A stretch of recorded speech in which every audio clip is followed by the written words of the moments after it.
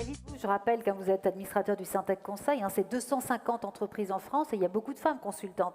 Alors selon vous, puisque vous êtes un très bon observateur et observatoire des évolutions sociétales, est-ce que vous pensez comment les entreprises peuvent-elles mieux contribuer à assurer l'autonomie financière? Et puis puisque nous venons de parler du congé de paternité, pourriez-vous nous en dire ce que vous en pensez? Alors, effectivement, la profession du conseil, on a à la fois des entrepreneurs, des observateurs et des influenceurs finalement des entreprises. Aujourd'hui, notre vrai enjeu, il est passé de l'égalité formelle, qui a beaucoup progressé, à l'égalité réelle.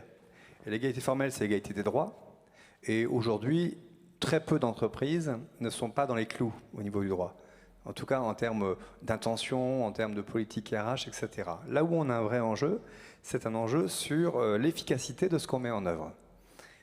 Évidemment, on a fait beaucoup de progrès sur les discriminations, on a fait beaucoup de progrès sur les politiques RH. En revanche, on a trois leviers sur lesquels on doit mieux travailler. L'emploi, la qualité du travail et la dynamique des carrières. Alors, sur l'emploi, on a un vrai enjeu qui est que les carrières des femmes, enfin l'accès à l'emploi des femmes est plus difficile à cause d'une vie, tout simplement, des congés maternité, des déménagements, on en a parlé, des carrières qui peuvent être éventuellement plus hachées, et ça crée une inégalité qu'on doit corriger. Sur la question de l'organisation du travail, du management du travail, de l'inclusion, eh bien aujourd'hui, il y a des politiques d'inclusion d'un côté et des politiques d'entreprise de l'autre. Et finalement, on a besoin de faire converger les politiques d'entreprise et les politiques RH. Et puis enfin, sur la question des carrières, on a besoin non pas de produire de l'égalité, mais de corriger des inégalités. Et l'entreprise est vraiment là pour ça. Et donc, c'est pas uniquement avoir un comportement responsable, c'est avoir surtout un comportement efficace. C'est valable donc sur la capacité à recruter, la capacité à faire réussir les femmes et la capacité ensuite à organiser l'entreprise pour que chacun finalement ait sa chance de réussir en étant plus inclusif. C'est un changement de mentalité, c'est un changement du capitalisme, c'est un capitalisme éclairé et l'égalité, agir pour l'égalité femmes-hommes, c'est aussi changer un petit peu notre vision du capitalisme. David, qu'est-ce que vous en pensez, vous, du temps partiel ?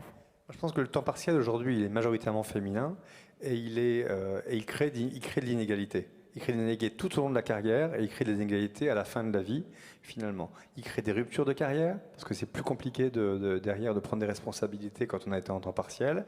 Et donc il nécessite que l'entreprise fasse un effort positif et pas uniquement neutre par rapport à ces questions-là.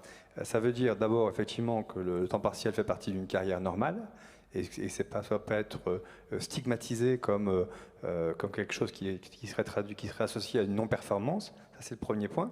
Et puis le deuxième point ensuite, c'est que si le temps partiel a créé des inégalités, l'entreprise doit, dans sa gestion de carrière, dans l'organisation de son travail, permettre que ces gens qui ont, hommes ou femmes, choisi le temps partiel, puissent avoir des carrières sympas, puissent avoir une efficacité et un impact sur l'entreprise important, et puissent aussi prendre des responsabilités.